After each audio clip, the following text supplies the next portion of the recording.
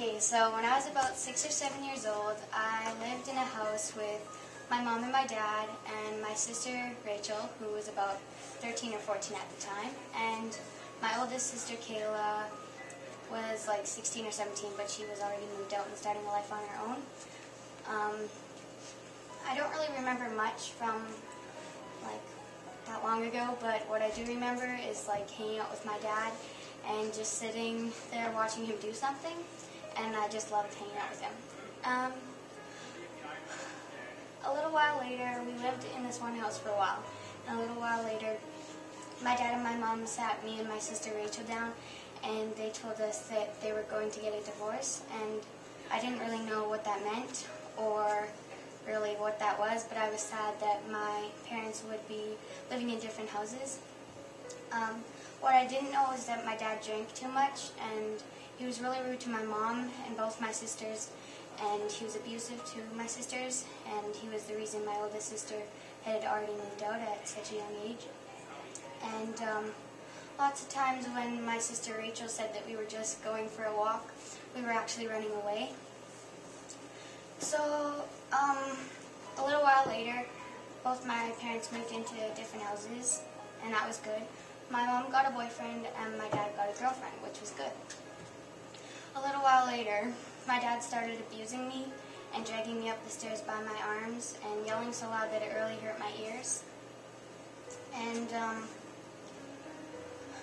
it stopped after a while because I guess he realized that he needed to be a better dad, but it went on for a good couple years.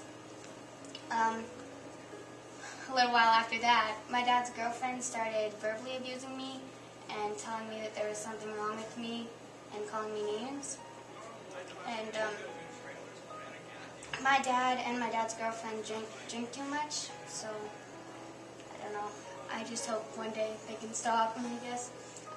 This summer it got better, but then it started up again, and I just decided one day after a class called Heroes that I couldn't live there anymore because it wasn't safe.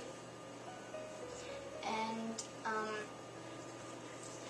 my dad being abusive to me didn't affect me as much as the verbal abusing did, but it still hurt, I guess, to know that someone who I thought loved me very much could hurt me like that. And Sherry, the way that my dad's girlfriend, Sherry, the way that she was talking to me, like, tore me down and made me feel really bad about myself. I would always be like, oh, I'm ugly, oh, no one likes me. But that wasn't true. And, yeah, I have to be honest, up until grade 6, I was never really close to God. I knew I believed in him, but I was just like, oh, maybe if I ask him to heal my leg, he'll heal my leg. But it wasn't like, oh, I don't have a relationship with him. But then I realized that I needed to have a relationship with him and that he needed to come first in my life. And even though I didn't know it, he was helping me through all the stuff I was going through. And yeah, I just hope one day I can go back to my dad's house and live there. He is better at being a better dad and caring more about me and my sisters, but he's not really home a lot. And Sherry has gotten better with calling me names, but worse with being rude in general and being mentally stable. And yeah, I can't say that I'd be the person who I am today without my mom and my sister Rachel and my sister Kayla and my grandma and all my friends and just all my family. So thank you for that, guys. And I know that God was with me through all that, even if I didn't know it.